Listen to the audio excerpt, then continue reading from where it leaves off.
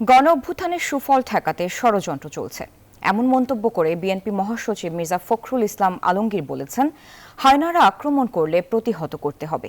এ সময় হাসিনার সরকারের বিরুদ্ধে আন্দোলনে আহত নিহতদের রাষ্ট্রীয়ভাবে ক্ষতিপূরণ ও ভাতা দেওয়ার দাবিও জানান তিনি। সংগ্রাম, নিপীড়ন আর নির্যাতন গেল 17 বছরে বিরোধী দল বা মতের জীবনচক্র ছিল এমনই। সেই প্রেক্ষাপট সামনে রেখে গণতন্ত্র সংগ্রামে বীর শহীদদের স্মরণ শিরোনামে সভার আয়োজন করে বিএনপি। বৈরী আবহাওয়ার মাঝে শহীদ মিনারে এই সভায় যোগ দেন হাজারো মানুষ। ছিলেন গেল 15 বছরে স্বৈরাচারী হাসিনা সরকারের হাতে হত্যা, গুমের শিকার শহীদ পরিবারের সদস্যরা। যে সরকার আমার ভাইকে এই অজরুস্তে মেরেছে, আমি তাকে এই জমিনে এসে ফাঁসি চাই। কথা বলেন বিএনপির সাথে যুগপৎ আন্দোলন থাকা বিভিন্ন দলের নেতারাও। খুনিদের বিচারের দাবি জানান তারা। আজকের এই শহীদদের কথা যদি আমরা ভুলে যাই, আবার কিন্তু আমরা একটা ইতিহাসে আমরা কাঠগড়ায় দাঁড়াবো, আমরা একটা সংকটে পড়ব।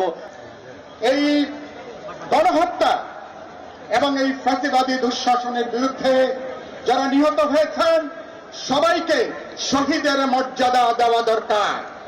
বিচার শুধু আরম্ভ হয়েছে, ইনশাআল্লাহ এই বিচার এমন ভাবে হবে যে বাংলাদেশে আওয়ামী লীগকে সবাই মীর জাফর লীগ হিসাবে জানবে আগামী 100 বছরে। শহীদের রক্ত চায় একটা গণতান্ত্রিক বন্দোবস্ত, একটা গণতান্ত্রিক সংবিধান এবং বাংলাদেশের এক নতুন গণতান্ত্রিক যাত্রা। স্মরণ সভায় বিএনপি মহাসচিব বলেন, চক্রান্তকারীদের বিরুদ্ধে সবাইকে ঐক্যবদ্ধ থাকতে হবে। বিচারের দাবি করেন গত 15 বছরে হওয়া সব হত্যার। গতকাল গোপালগঞ্জে আমাদের স্বেচ্ছাসেবক দলের সভাপতি জিলানির উপর আক্রমণ করা হয়েছে, তার স্ত্রীকে আক্রমণ করা হয়েছে। আমি নিজে গিয়ে দেখে এসেছি। একজন নেতা শহীদ হয়েছে। বন্ধুগণ, পরিষ্কার বোঝা যাচ্ছে যে তারা এখনো আবার হায়নার মতো লুকিয়ে আছে, যে কোনো সময় তারা আক্রমণ করবে।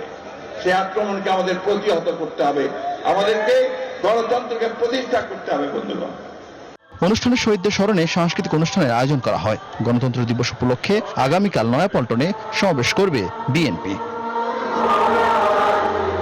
আরেফিন শাকিল, নিউজ 24, ঢাকা।